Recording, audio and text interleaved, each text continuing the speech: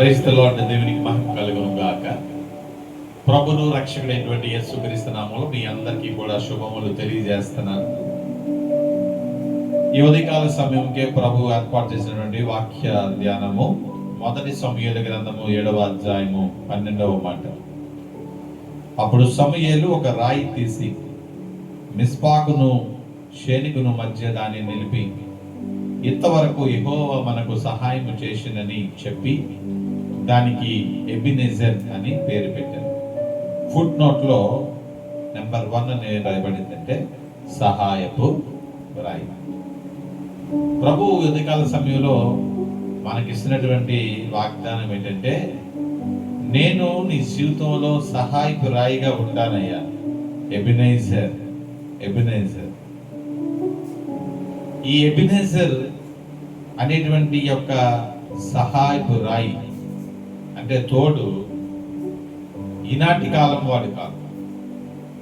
ఆయన ఉన్నవాడు అనువాడునైనటువంటి దేవుడు.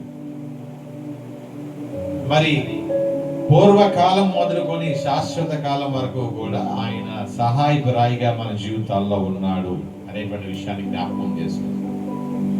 అనేక శ్రమలు, అనేకమైన ఒత్తిళ్లు, అనేకమైనటువంటి తెలియనటువంటి బాహ్య అంతర యుద్ధాలు మన జీవితాల్లో ఉన్నప్పుడు ప్రభు ఇంటర్వెన్షన్ ఉండడం వల్లే, ఆయన సహాయం మనకు ఉండడం వల్లే మన శత్రువులు మనకు దూరం అయిపోయారు, మన శ్రమలు మనకు దూరం అయిపోయి, మన అనారోగ్యం మనకు దూరం అయిపోయింది. కారణం ఎవరంట?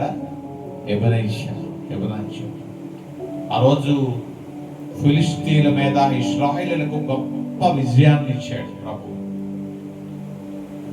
ఇశ్రాయేలు ఫిలిష్తీయుల మీద ఆ రోజు విజయం, వాస్తవానికి వాళ్ళు విజయం పొందలేదు, కానీ ఈయన సహాయంతో ఎబెనెజర్గా వాళ్ళ మీద గొప్ప విజయాన్ని పొందారు.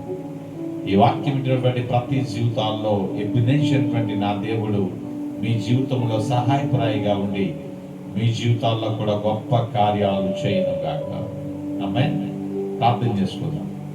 ప్రేమ నమ్మకమైన పరలోకపు తండ్రి, వందనాలు. ఉదయకాల సమయంలో మీ వాగ్దానంతో మీరు మమ్మల్ని సహాయపురాయి, ఇంతవరకు తోడైనటువంటి దేవుడు, ఇక మీద కూడా తోడైనగల గొప్ప దేవుడు ప్రభానైనా మీ వాగ్దానం క్లెయిమ్ చేసిన ప్రతి జీవితాల్లో మీరు తోడుకోండి, సహాయం చేసి ప్రతి పరిస్థితులను మీరు మార్చి మీరే గణిత పొందవలసినది యేసునామమున ప్రార్థన చేస్తున్నాము తండ్రి.